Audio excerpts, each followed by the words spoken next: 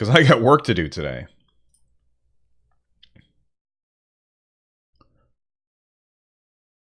By the way, anybody able to identify what game is playing on my arcade cabinet back there? All right, here we go.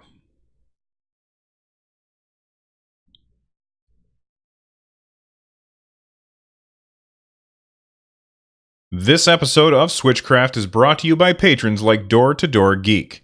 Support Switchcraft and my other content for as little as $1 and get exclusive rewards at patreon.com/runjumpstomp.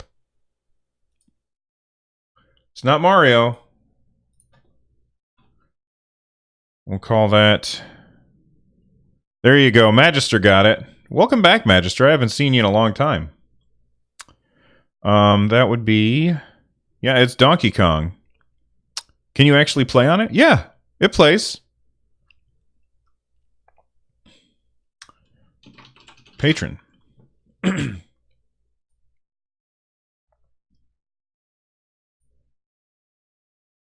Episode 110 of Switchcraft is also brought to you by the Podnuts Podcasting Network. Learn more about them at podnuts.com. That's podnutz.com. For normal tech fans, by normal tech fans. They've got a whole host of shows over there. One of those is hosted by Eric, Mark, and Dorf, Door to Door Geek, our patron for today. And that is Android App Addicts. If you like to know the newest stuff about Android apps, make sure that you check out their weekly live video and downloadable audio packed with Android apps, hardware news, and feedback. They have over 400 episodes and have reviewed over 4,500 apps. That's pretty crazy. Make sure you check them out. Again, that's podnuts.com, podnutz.com.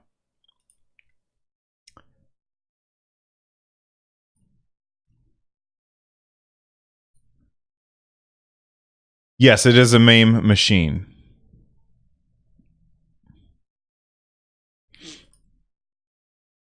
They're nuts about podcasts.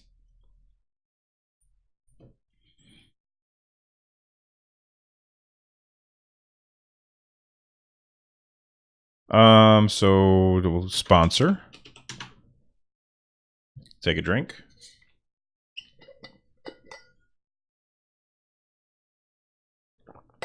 Oh, I get what you're saying. Like, listen here, Podnuts. I never thought of it that way. That's funny. All right.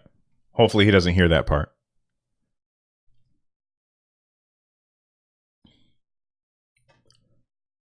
Switchcraft is recorded live 3 times a week at 3 p.m. U.S. Eastern on Tuesday, Thursday, and on Saturday at whatever time the universe allows. Today, it happens to be 10:41 a.m. on Saturday. Tune in live at twitch.tv/runjumpstomp like these fantastic people did. Mango Tree 93. Vaxer is here. Bravd.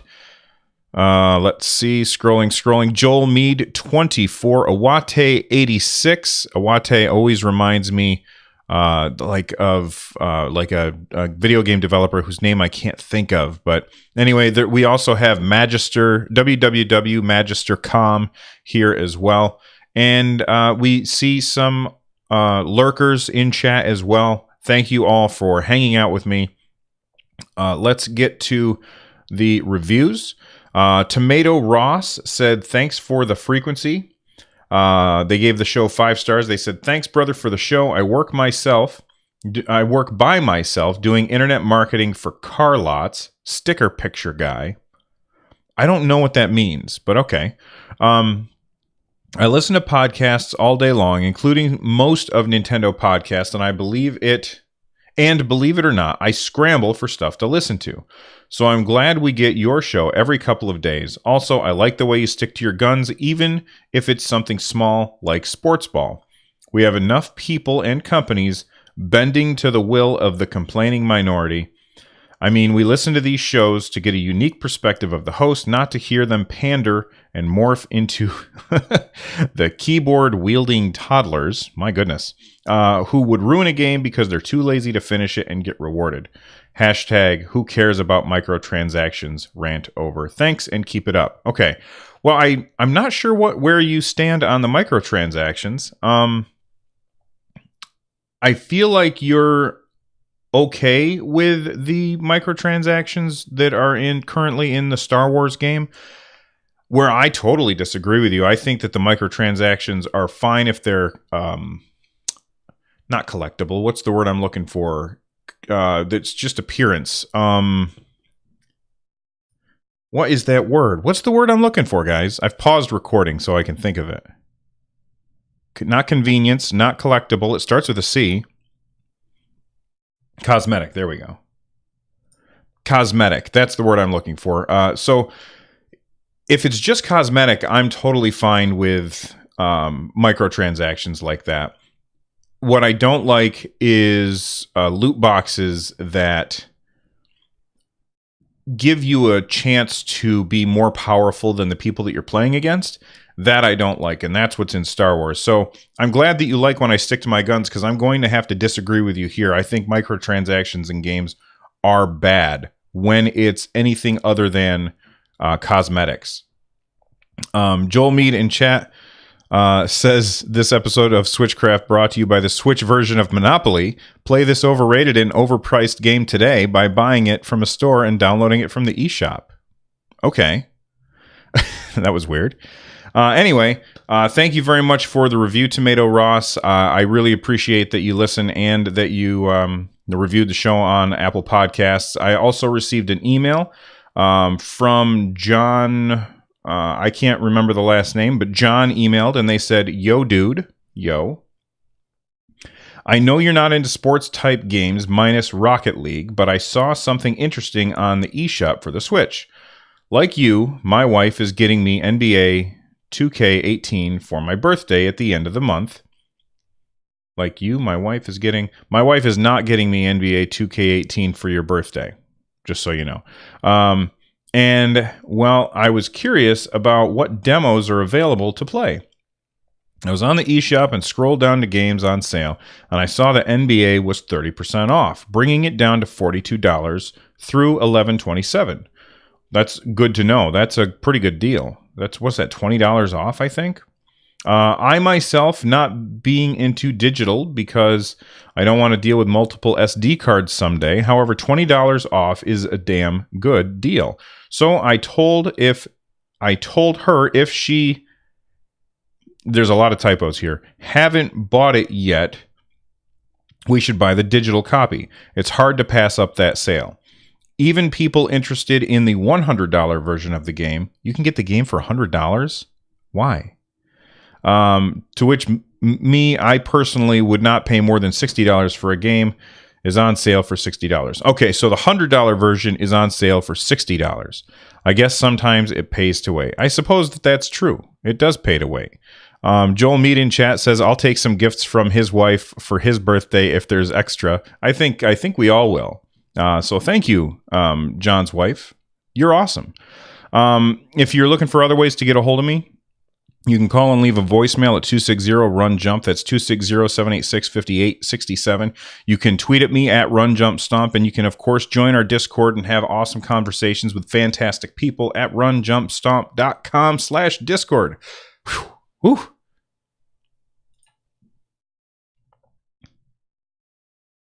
Yeah, sorry, I forgot to give you guys the link.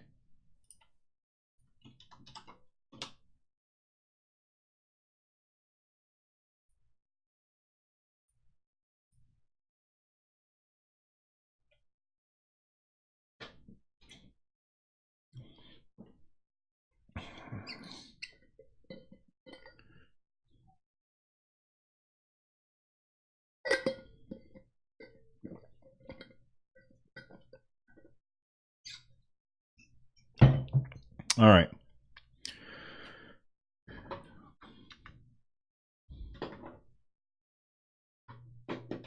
Sorry, I was just turning up the fan in here. It's a little warm. Okay. Where is it? Here we go.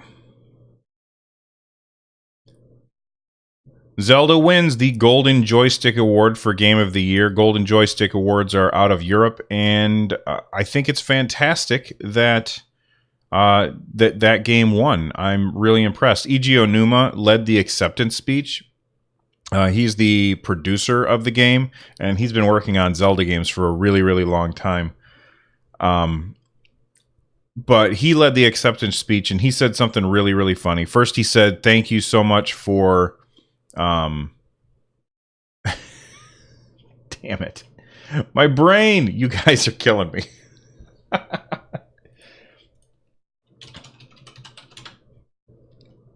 It's no big deal, Joel.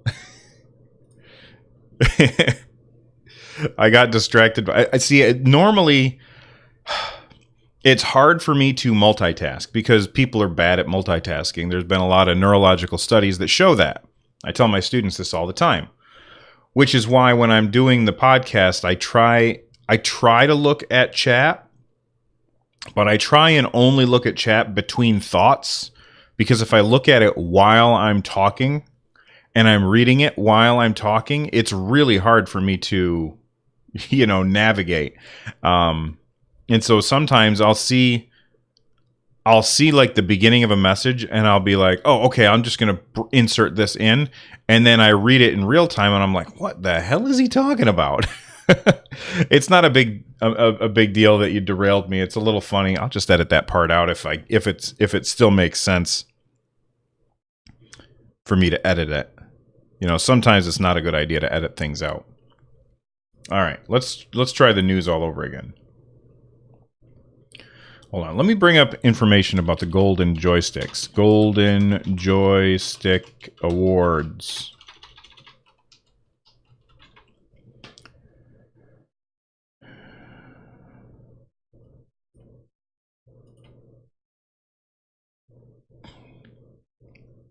Okay, here we go.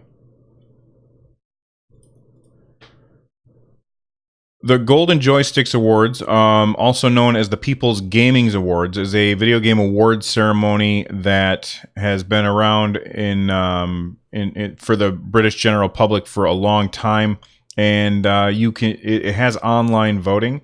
Well, they just announced the winner of their Game of the Year, and that was Legend of Zelda: Breath of the Wild. Eiji Onuma, the producer of the game, he led the acceptance speech. He said something really, really funny. He said that they were very honored to receive the prestigious award, and he was very happy that Mario Odyssey had only been out for a week when the voting ended. I think because he was a little nervous about that.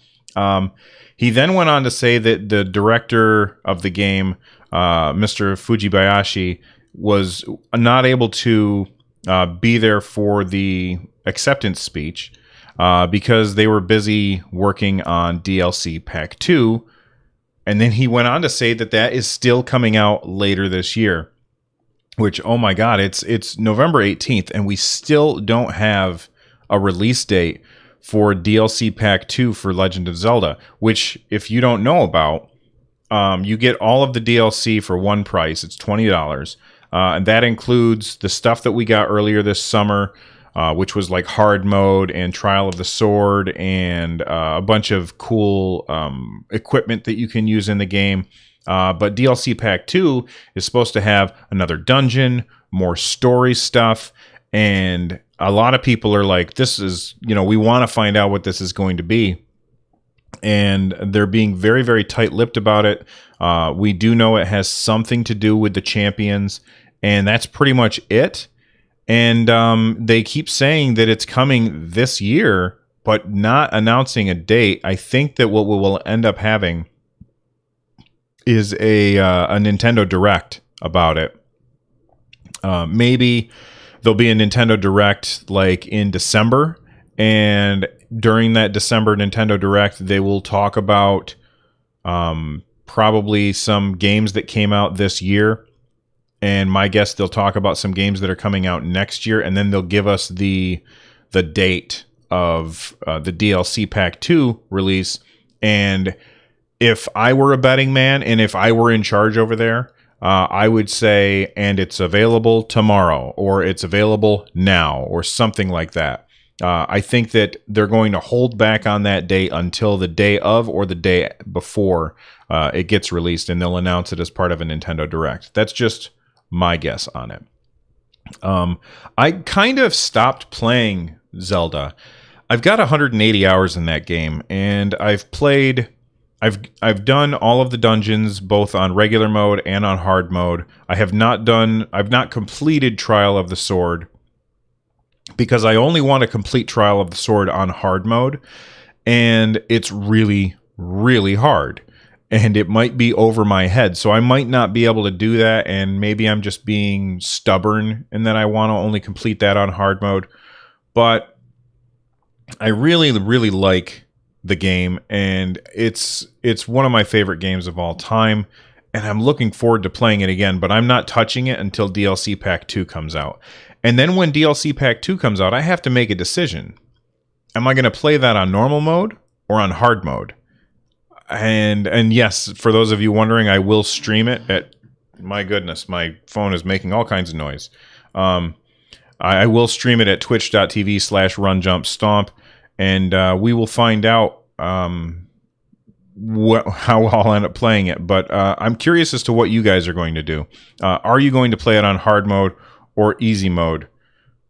Oh, I'm getting a phone call. I'm just going to hit end because I don't want to answer that. Let me know. Email me at runjumpstomp@gmail.com.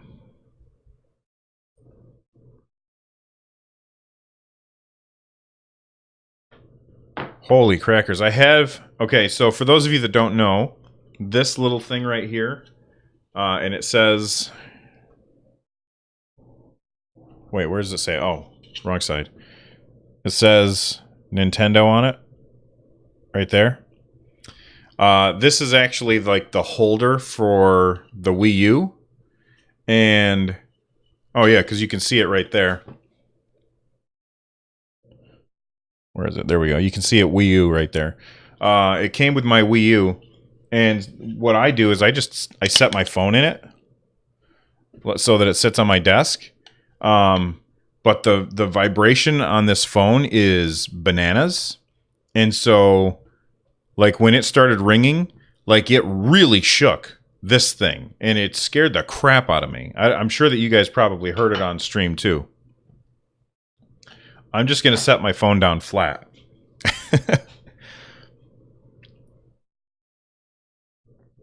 All right.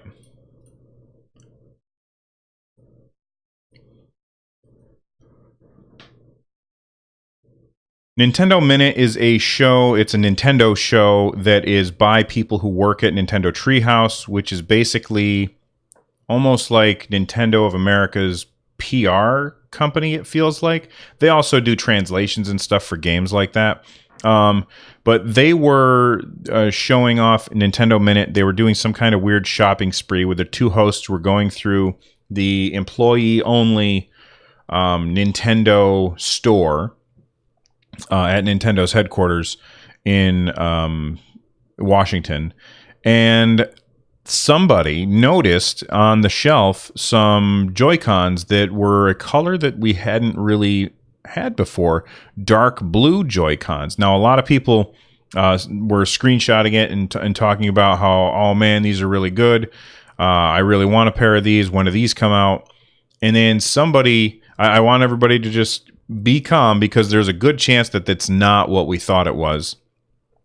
Somebody brought it into Photoshop, and they did a white balance to check and see against other Joy-Cons, and it looks like it was just the lighting. However, that person could be wrong, or that person could be lying. I mean, there's really no way to know until Nintendo announces something. So I'm kind of on the fence as to whether or not this is reputable or not. I feel like the color that it looks like, and you can check a link in the show notes, but the color that it looks like, it almost looks like the perfect blue for Mario's, like the jeans that he wears. Almost perfect. Almost perfect. And it would be great to have those go with the dark red ones that came out with Super Mario Odyssey. That being said, you would think that they would have brought those out at the same time as Super Mario Odyssey since they're kind of Mario themed. So my guess is it's probably not real and it's just an artifact of lighting being slightly off, and the person who did the color correction is probably right. And for those of you that don't remember this, lighting can have a great deal, a good amount of influence over what we see. I remember that dress that everyone was arguing over, whether it was blue and black or orange and white, and maybe it was yellow and white. I can't remember, but the two colors that people couldn't decide between them. It had to do with the surrounding color, and it changed how your eyes perceived those colors based on how sensitive your eyes were to certain colors. And then somebody did a Photoshop, gold and white. Thank you, Vaxxer. Someone opened it up in Photoshop and found that the colors in the two pictures were actually the same color, which was really weird and very, very surprising. Anyway, so, don't get your hopes up for dark blue Joy-Cons, but, just because they showed it off and just because it might be on the shelf at the employee-only Nintendo store, my guess is that that's not real, but I'm sure that at some point we will get dark blue Joy-Cons. I think that we're probably going to get Joy-Cons of every color at some point for the Nintendo Switch, because Nintendo loves to change up the Switch. And the thing about the Switch, or they love to change up their consoles, and the thing about the Switch is it's so easy for them to just get different color Joy-Cons, and it looks like a completely different system, which is very, very cool. Speaking of Joy-Cons, I was not watching, but I was like scrolling through Twitter, and I think he's on the Hello Nintendo podcast, Reggie Fils-A-Meme, which is the best Twitter name ever, is Reggie Fils-A-Meme. He has completely re-outfitted his entire Switch to show like with transparent Joy-Cons, and it looks really, really cool. He also put a real D-pad on his left Joy-Con as well. So there you go. So you can get pretty much any color you want if you're brave enough to change the outside. All right, let's talk about gameplay. Hold on, let me go back. I want to edit that. Solo. The outside. All right. Delete. There we go. Yeah, it's an arcade cabinet. It's an Asteroids Deluxe arcade cabinet. I had to move my camera because later today for the Cross Atlantic Snack Exchange, I can't have my camera pointing over there because my wife and son can't sit here. There's a table in the way. But yeah, that's my arcade cabinet. It's an Asteroids Deluxe arcade cabinet. From 1980... I can't remember. Hold on.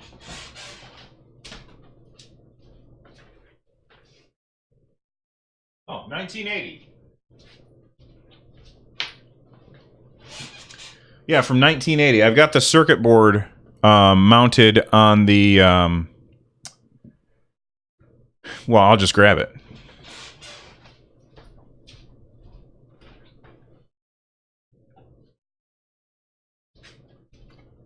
Yeah, here's the circuit board for it, mounted on the wall. Ow. And right on the bottom, it says Atari 1980. Hey, dude. Hey.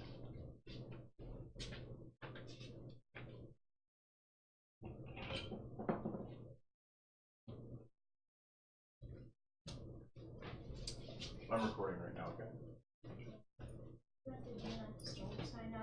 Nah. Okay.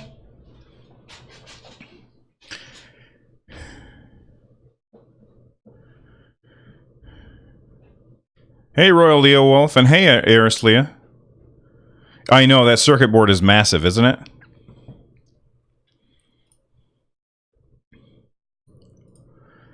So since the last episode, I've played more Rocket League, I've played more Fire Emblem. I really don't have anything to change about either one of those. I think that they're fantastic games, and I really, really like them. Although I did stream Fire Emblem, and most people who were watching didn't really enjoy watching that game. I feel like it's a game that's way more fun to play than it is to watch, so I probably won't stream that again. I also streamed some Rocket League, and we had a blast. Zap joined me on Discord, and we were losing very, very effectively. All right, let's hit the lightning round. There's a couple of rumors. The first is, I,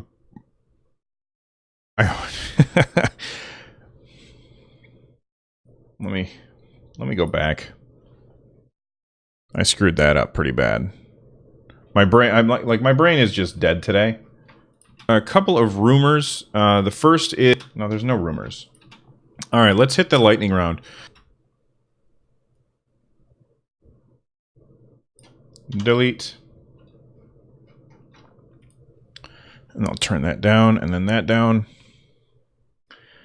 And then shift record. Super Mario Brothers Versus. There's a rumor that the Arcade Archives version of that game is coming out on December 22nd. The reason that, well, if you aren't familiar with Super Mario Brothers Versus, if you watch the Nintendo World Championships, we actually got to see some gameplay from Super Mario Brothers Versus. But basically, you play Mario Brothers, the original, split screen. And it's Mario and Luigi running at the same time, and it's a race to see who can get to the end first. And there's certain switches that you can bump with your head, the way that Mario jumps and breaks blocks and stuff. But you hit these switches, and what it does is it activates blocks in the way of the other player. So it's like this back and forth thing where you're constantly hitting these switches to try and slow down the other player. And it's really, really cool looking. I can't wait to play it. I've never actually played it. I wonder if it's on my arcade cabinet. I'll have to check that out. But it's coming out on December 22nd, and I am going to be buying that for the Switch. I'm sure that I'll get some eShop cash for Christmas or something like that, so I'll be able to pick that up. And it seems like the perfect game for the Switch. You can easily set that down in front of you, pull off the Joy-Cons, have one for Mario, one for Luigi, and race to the end of a Mario level. And, you know, there's no complicated controls. It's just you hold down the button, and the run button, and you hit that jump button. And it looks so fun. Vaxxer says it's like Speedrunners, which, by the way, that would be an amazing game on the Switch. If you have not played Speedrunners, it's a fantastic game that I've played on Steam. And basically, it's a lot like that, except you have this looping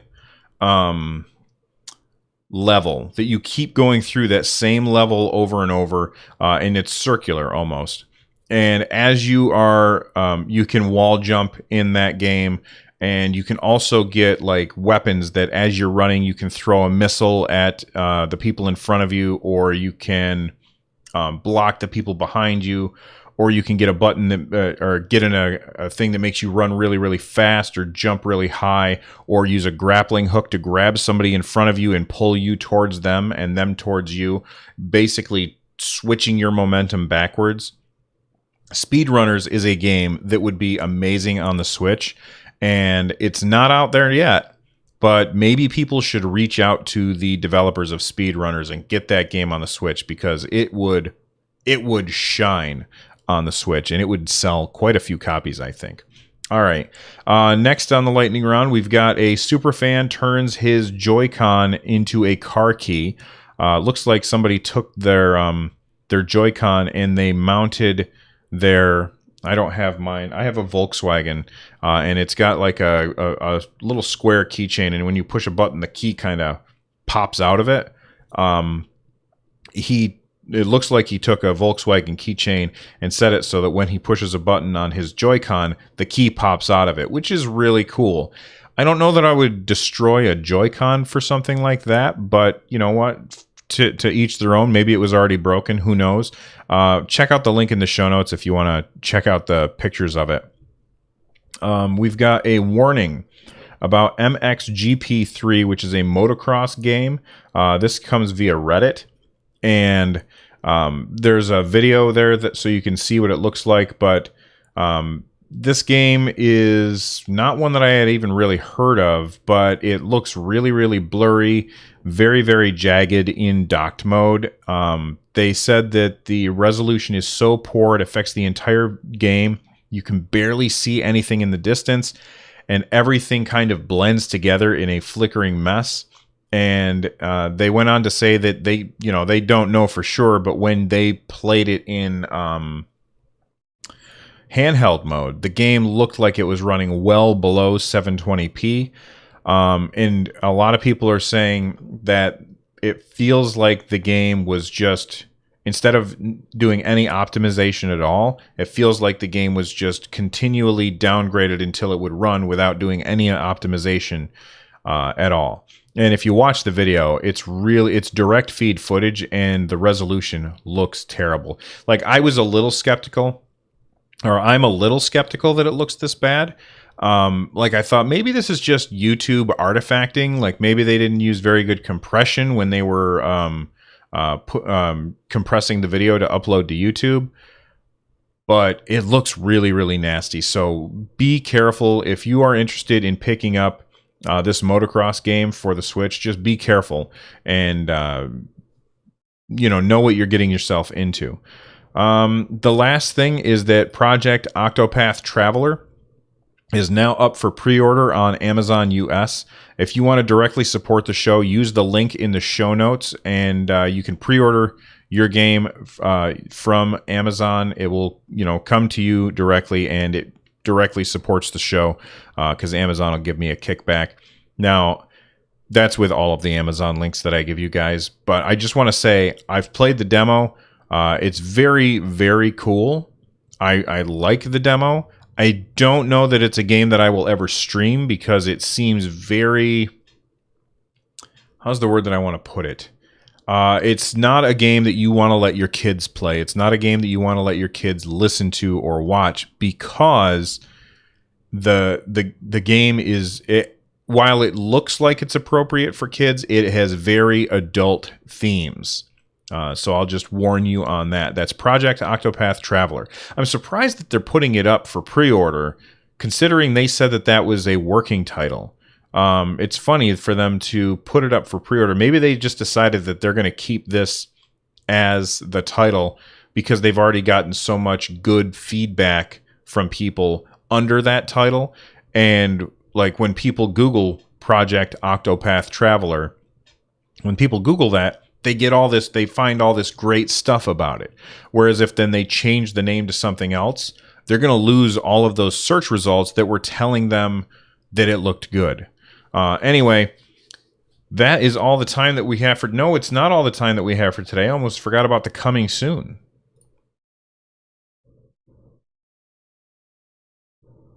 Zimzors. Oh yes. Well, it's the new camera angle because we're this is temporary. This is just for today.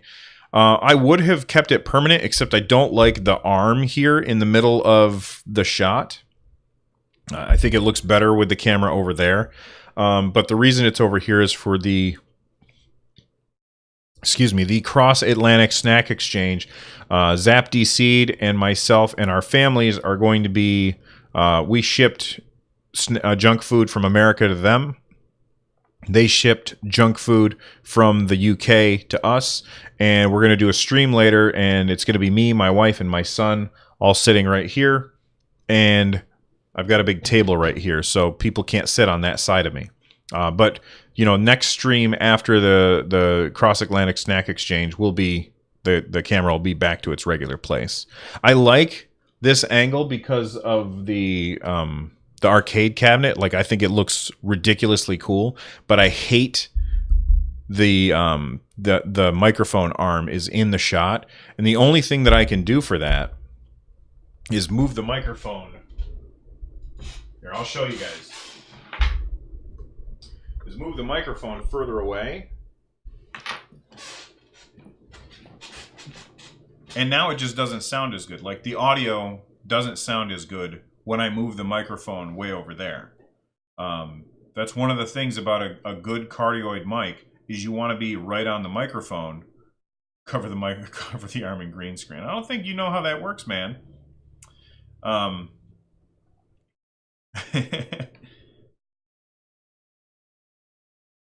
What if I positioned it like... put the microphone behind you? No, a cardioid mic won't work like that. It's gotta be, I gotta be right here. But like you guys hear how different it sounds when the microphone is up there. It sounds like I'm in an empty hallway.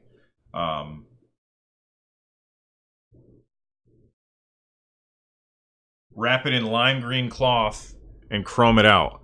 Well, I get what you're saying.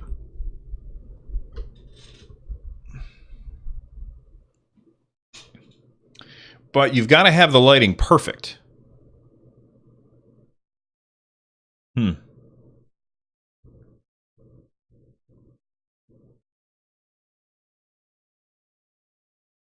But see, that won't work. If I wrapped it in lime green cloth and chromed it out, the thing is here, I'm going to use my logo as a thing to show. That's not my logo. There we go. So then I would just have these two bars, like this green bar going across, or this empty bar going across the shot.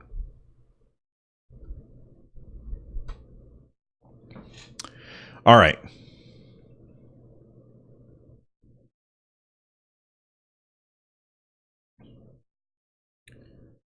Paint the arm to the background.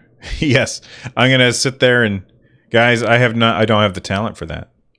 It is a lot less in the shot now, but it's still in the shot. Like, the only way for me to get rid of it is to put it like up where it was. And I don't think, like, would you guys agree that it didn't sound good when it was up there? When you couldn't see the microphone at all? Like, it didn't sound as good, right? All right, let me record this outro. No, the arm cannot be more horizontal. I mean, I can put it up high.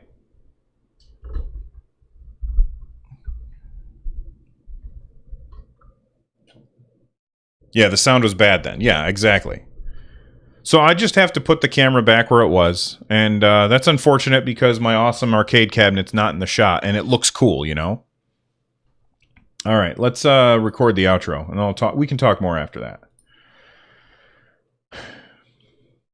Let's find out what's coming out today.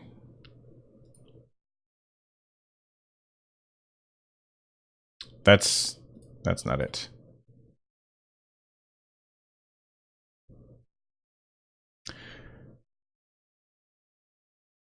Well, I think it sounds good now. I'm talking about when the microphone was over there, when you couldn't see the microphone at all. The microphone sounded echoey. I'll show you guys again after I finish recording. All right, let's see what's coming out. Today is the 18th. Next episode is the 21st. Okay.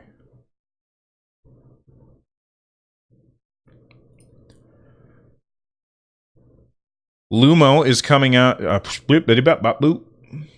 try that again.